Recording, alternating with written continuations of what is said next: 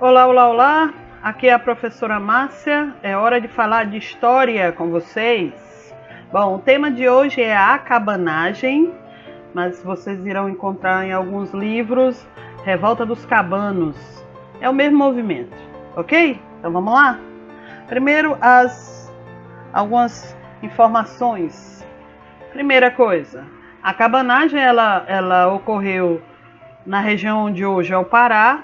Ela ocorreu por volta de 1835 a 1840.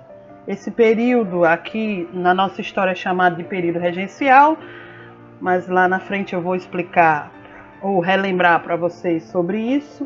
Bom, a cabanagem ela tem algumas características que é bacana a gente falar. Por exemplo, ela foi um movimento popular. Foi um movimento extremamente violento e o lugar onde ocorreu essa cabanagem, que hoje é o Pará, antigamente era chamado de Grão-Pará, ou província do Grão-Pará. Bom, como eu tinha falado para vocês, no ano de 1835 a 1840, o Império Brasileiro estava passando por uma transição do primeiro império para o segundo império, que é chamado de período regencial. Por que ocorreu esse período regencial aqui no Brasil? Porque Dom Pedro I ele tinha abdicado do trono e um dos motivos, um do acordo que para provocar a abdicação de Dom Pedro I foi ceder o seu trono ao seu filho. A questão é que o filho de Dom Pedro, no caso, o futuro Dom Pedro II, ele só tinha 5 anos na época da abdicação, então, até que ele atingisse a maioridade, quem governou o Brasil, estava governando o Brasil, seriam os tutores de Dom Pedro, chamados de regentes, por isso que esse período é chamado de período regencial. A questão sobre o período regencial, e isso provocou revoltas não só na região do Grão-Pará, como na maioria das regiões, principalmente a maioria das regiões que concentravam a riqueza do Brasil, como por exemplo a região do Grão-Pará, é que muitas dessas regiões eram exploradas, porém não existia um investimento, além de outras coisas, como por exemplo a centralização do poder. Que isso também é uma das causas da revolta da cabanagem. Os regentes, eles controlavam quem governava as províncias, né? Os presidentes das províncias.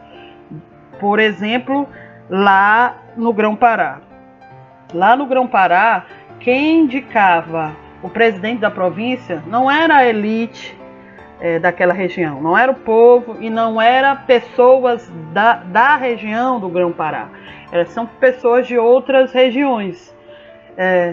Isso foi uma tentativa de não, vamos dizer assim, de deter qualquer forma de enganos, principalmente diminuir os impostos, fazer uma fiscalização maior naquela região. Então, a liderança regencial indicava sempre alguém não nativo da região para comandar a província, que isso foi um dos motivos dessa revolta. E nas outras regiões, como por exemplo, na região do Maranhão, por exemplo, as pessoas começaram a se revoltar, tanto pelo descaso do Estado, no caso a coroa, ou o período regencial, como a centralização do poder. Então, o que acontecia? Muitas regiões começou a surgir movimentos, alguns queriam até a independência do império, ou seja, se tornar um país independente do Brasil, e algumas só queriam mesmo diminuir os impostos, ter uma maior participação, um maior poder político nas suas regiões. O exemplo, por exemplo, de algumas insurreições, como a Farroupilha, a Balaiada, a Sabinada, entre outros movimentos que surgiram durante este período. Bom, A cabanagem ela começou em janeiro de 1835 e terminou em agosto de 1840, ou seja, ela durou 5 anos, 7 meses e 21 dias. A região do Grã-Pará, para vocês se situarem melhor, é aquela região que forma hoje em dia que formam a região do Amazonas, do Pará, do Amapá, Roraima e Rondônia, ou seja, aquelas regiões que percorrem, por exemplo, os principais rios brasileiros, que é o rio Amazonas, Madeiras, Tocantins e os seus afluentes. Uma coisa interessante sobre a região do Grã-Pará é que a região do Grã-Pará ela tinha muito mais contato com Lisboa do que com o Rio de Janeiro.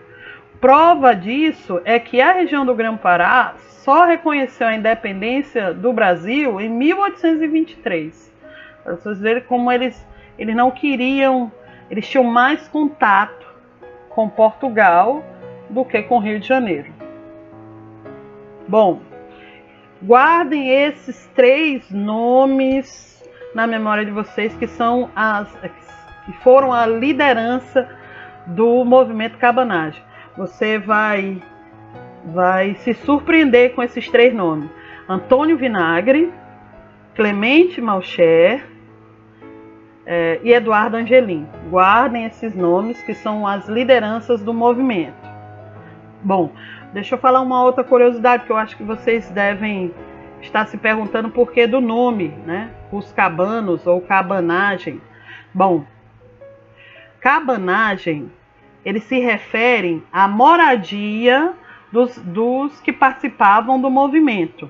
Então, como a maioria dos participantes do movimento eram a população pobre, naquela região do Grã-Pará, a maioria das casas daquelas pessoas ou eram cabanas ou eram palafitas, porque eram feitas em regiões beira-rio.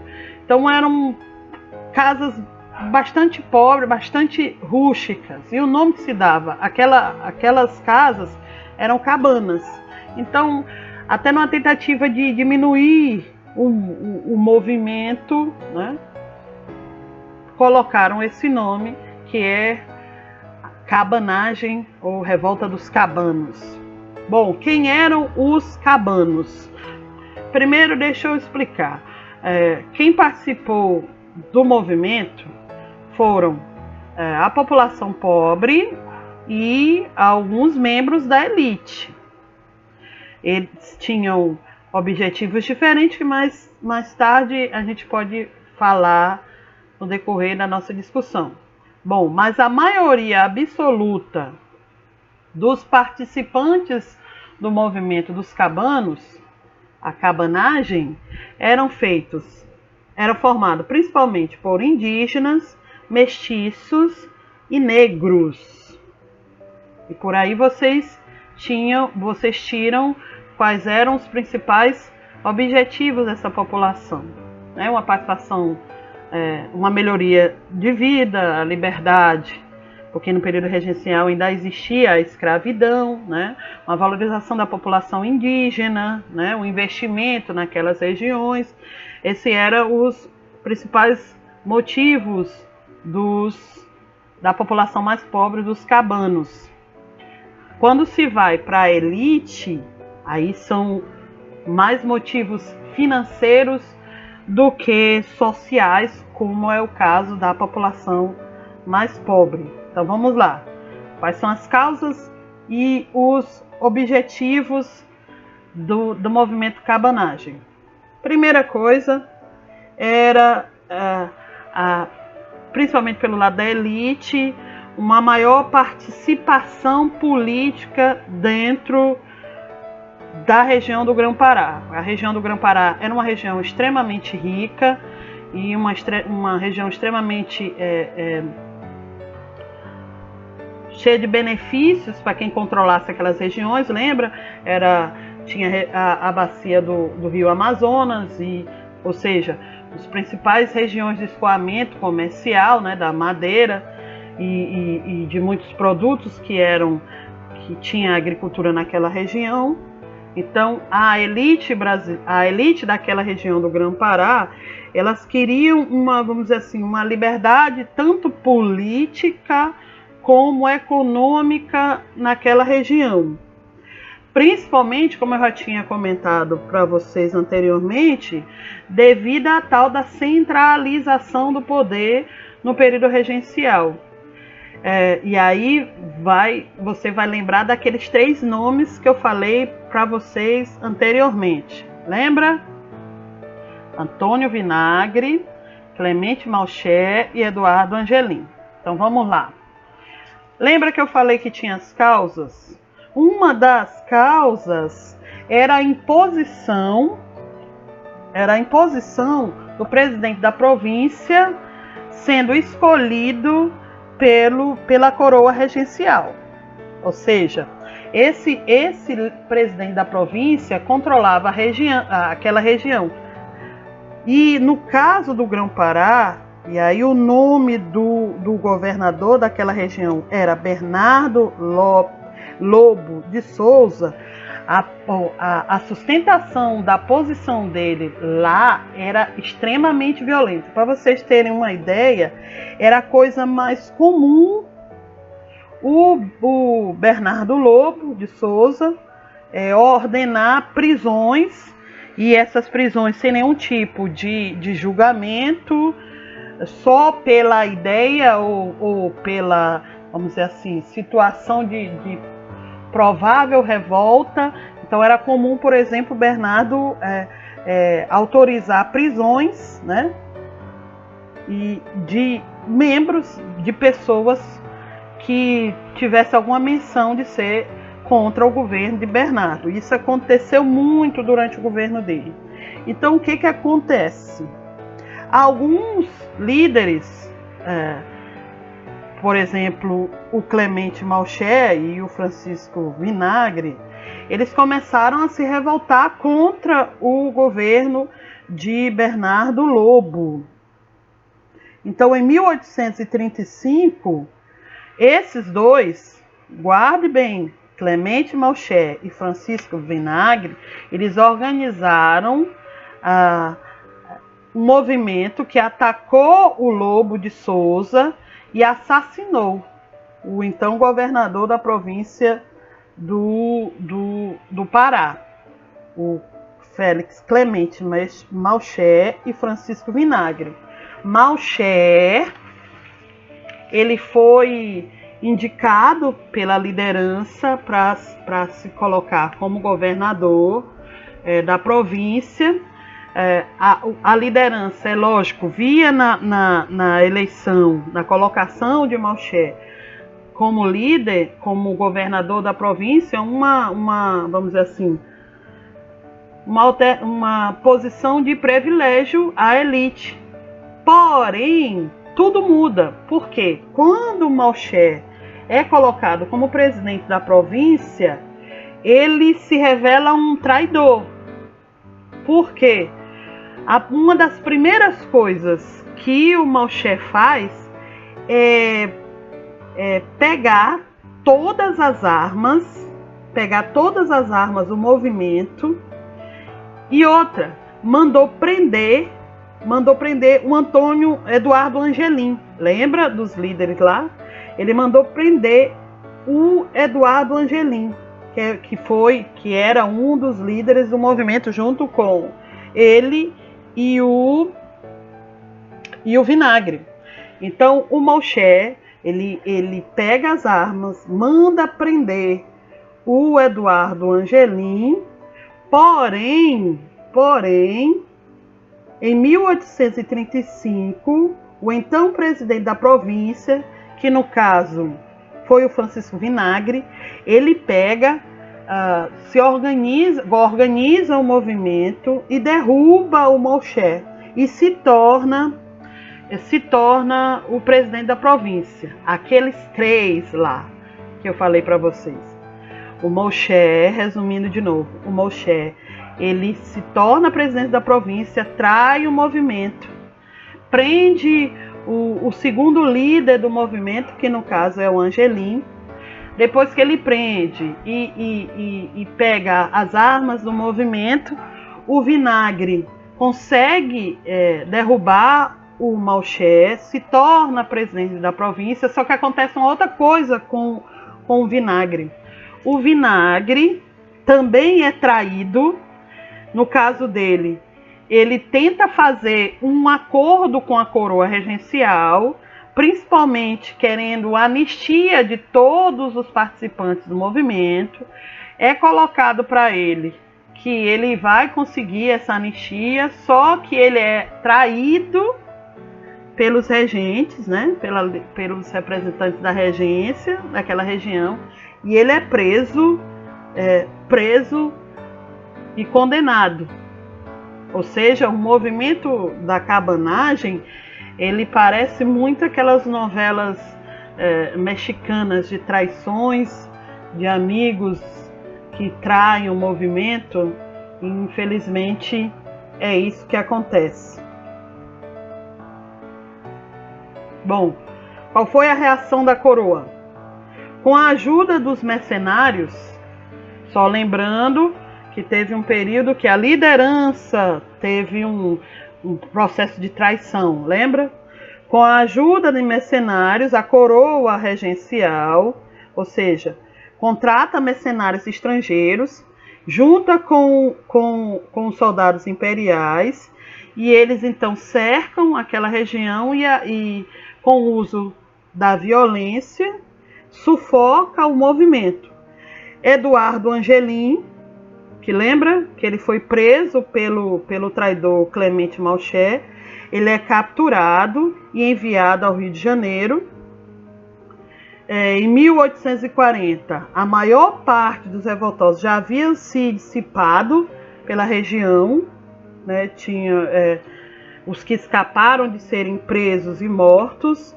Então, devido àquela perseguição, por volta mais ou menos de 1836, eles se espalham pela região. Com a ascensão de Dom Pedro II ao trono em 1840, os prisioneiros, aqueles prisioneiros do período do governo de quando Clemente Malcher estava no poder, eles foram anistiados. Porém, o somatório da revolta foi extremamente violento, porque após 5 anos de sangrentas batalhas, o governo regencial conseguiu reprimir a revolta. Porém, em 1840, muitos cabanos tinham sido presos ou mortos em combate. A revolta terminou sem que os cabanos atingissem seus objetivos, só lembrando que existiam dois grupos de objetivos, os objetivos da elite e os objetivos da população pobre. Nenhum dos dois conseguiram os seus objetivos. Infelizmente, o fim da revolta tem números assustadores. Alguns livros você vai ver um nome: dizimou populações.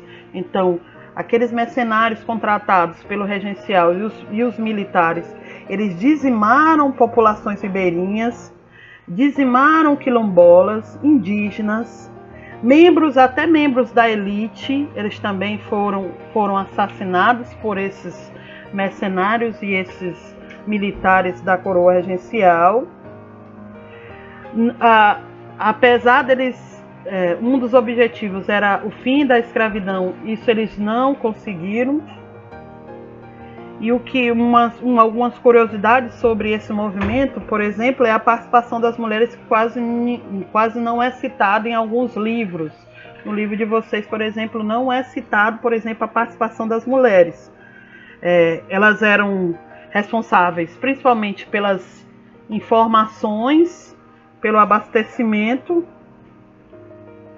E uma coisa triste no caso é que muitas dessas mulheres, com o fim do movimento,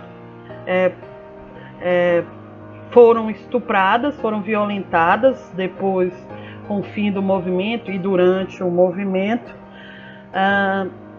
Isso, vamos dizer assim, é uma página triste da história brasileira. Bom, antes do meu até a próxima, deixa eu fazer algumas observações sobre esse tema. Então, no livro de vocês tem bem resumido o conteúdo sobre cabanagem. Então, a sugestão que eu dou para vocês é irem além do livro, procurarem outros livros ou internet.